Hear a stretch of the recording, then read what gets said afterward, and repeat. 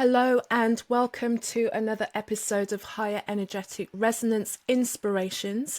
My name's Carol May Whittick and I am a creativity and spiritual life coach, especially assisting midlife women to bloom. And this week and in this episode, I want to talk about the wisdom that midlife brings us.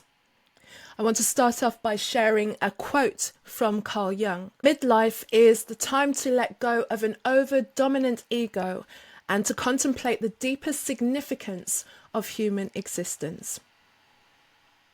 One thing that I can say about now being firmly in my midlife, I'm now 52 years old, which sounds wild to me to say that, but here I am and really experiencing and feeling in a very different way than I thought that midlife would be. For me, when I was younger, looking at women who are the age that I am now, I always thought it was so far off and it felt like, pity them, once we get to that midlife, it's all over for us now. But what I'm experiencing and what so many of my brothers and sisters in my midlife are experiencing is that we arrive at this point in time still with enormous amounts of vibrancy within us and still with the desire to do so much more with our life. Because if we are taking care of ourselves, if we're taking care of our physical and our health, then we could have another 40 or 50 years to go easily. And who knows what's going to be happening over the next few decades that is going to affect the longevity and the expected longevity of the average human being. One of the things that I like to do when I'm working with my clients who are mainly midlife women, 40 plus and up, is to really get inside of their minds and find out what it is that they think and feel about where they are in their point in time.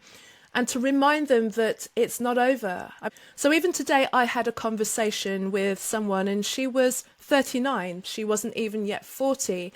And yet the way that she was talking about what it meant to be in 50s and 60s, there was this element of like, oh my gosh, I don't want to live that long. It's going to be the end for me and things are going to go downhill. So what I reframed for her very quickly, firstly, was if you have the opportunity, if you have the gift of waking up and being able to call yourself old, you've actually got the gift of life. And if you actually get to 50, 60, 70, 80 and beyond, then every day that you're awake is a day to be joyful about, not to be fearful about. So it's for us to really embrace the situation that we're in, understand where we are in our lives, midlife, in the middle of our life. And we've come to the point where we are imbued with so much wisdom that means that the world literally is our oyster. We can start by asking ourselves some questions. Firstly, who are you? Who have you found out yourself to be over the years, over the decades that have brought you to this midlife? What patterns have you recognized in yourself? What things have you overcome? What things do you want to do? And what things do you just not care about anymore? Because I think one of the things that is very frequently said by people as they get older is that they just don't care anymore. And that might come across as we don't care. It's just that we don't allow other people's feelings, opinions of us to hold us back and stop us in a way that we might have done when we were younger. With this midlife comes this perspective of having lived for at least 20 or 30 years as an independent adult and going through all of the messes that that brings up and realizing who we are as a result of that. So knowing who you are, knowing what you stand for, knowing what it is that you've experienced and you've come through, because if you've got there, you've got through all of the things that came to you, then the question is, who are you now and who are you choosing to be? And also why? Why do you want to do what it is that you want to do? With my clients, they might say to me, I've got this desire to do this thing that I never thought I could do. I always put it off. Or there's this pressure, especially within women who are in their 30s, of trying to get it done there and then, or trying to have the children there and then because it'll be too late. And oftentimes that might force you into relationships that maybe you're not ready for, maybe you're not suited, and you're just moving with somebody because they're somebody, as opposed to knowing who you are and knowing who suits you. So what are you going to do with this time? What have you learnt over the years? What is your big why? Look at your life. Sometimes it's really not that complicated.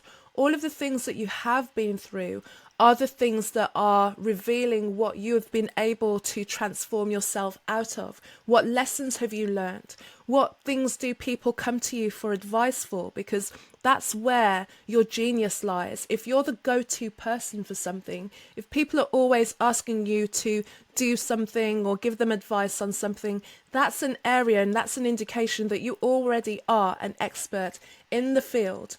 So what are you going to do with that wisdom? Are you going to turn it into something that can help and serve? One thing that I've noticed as well as I've gotten older is the desire to do more in terms of helping and guiding other people. And it just seems to grow and grow. And it's also me looking at the things in the areas of my life that where do I have my own expertise?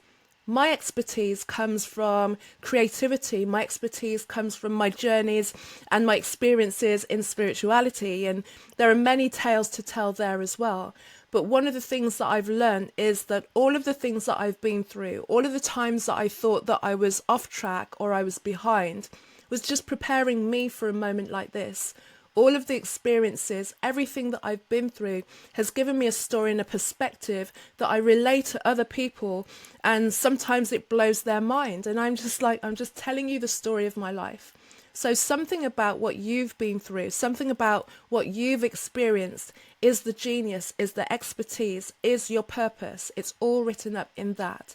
Can you take some time to figure out what that might be? And so when are we going to do it? When are we going to do the thing that we always used to put off because we were too busy, we were too distracted, we had work, we had family, and now in midlife, maybe those responsibilities are subsiding a little bit and you have more time. Or maybe there's just this urge to do it now. And the when is, why not now? We live in an age that, love it or dislike it, there is an opportunity for us to all get out there and get our voices heard. And in speaking your own perspective, somebody's going to hear you. Somebody's going to understand what it is that you've got and will come to you for whatever you can give, whether it's coaching or whether it's expertise in some kind of skill that you can offer.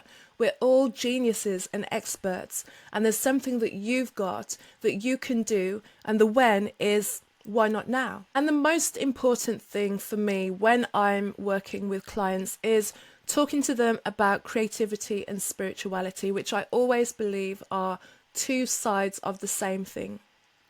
When it comes to your spirituality, you want to really deepen that spirituality, that awareness of who you are outside of your physical presence, not just who you are in the skin, not just who you are as your gender, but who you are as a soul.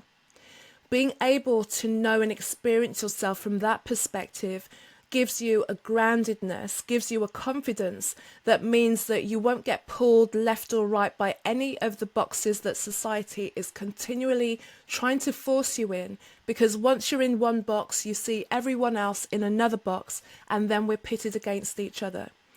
More than any time now, this world needs unity. And the unity comes from us not forcing ourselves together because we've got a specific amount of certain people in the room. The unity comes from seeing the soul of everyone around us. And we can only recognize the soul of other people if we know ourselves from our own soul. I believe that this is vitally important. I believe that this is what's going to change the world, and this is my purpose. And it's that understanding of myself that allows me to bring it into my work. And also in the wisdom of your midlife, you'll realize that all of those things that you thought were failures, all of those things are actually things that are making you wiser. Midlife now is not to be sitting and looking back at regret of the things that we did or we didn't do, or the things that we did or didn't do wrong. Yes, there's an element of forgiveness, and also if we've done wrong by others, we want to go and find them out and try to our best of our ability to rebuild those relationships. When we get older, we realize the idea of constantly pushing ourselves down or suppressing the way that we feel in an attempt to people please is not really going to help ourselves or anyone else. And by showing up and sharing how we feel and just allowing people to respond in the way that's true to them, we can then really know where we're all coming from and having those true relationships that we desire. There are no failures in our life. There are just things that we meander around, things that take time for us to experience. There's no time for us to do anything. This kind of social clock that everyone is under forces us to do things sooner than later, forces us sometimes to make what we might call mistakes. In our midlife as well, we've probably said goodbye to many people who have passed on. And that's when you realize to have made it to your midlife is a blessing. To be old is a blessing, and to nurture our own health and our spirit and to keep ourselves vital is a blessing. There's no point in fearing being old. And by that, you become more grateful for your life. You become more compassionate to yourself and to others. You find a humility in your heart for all living beings.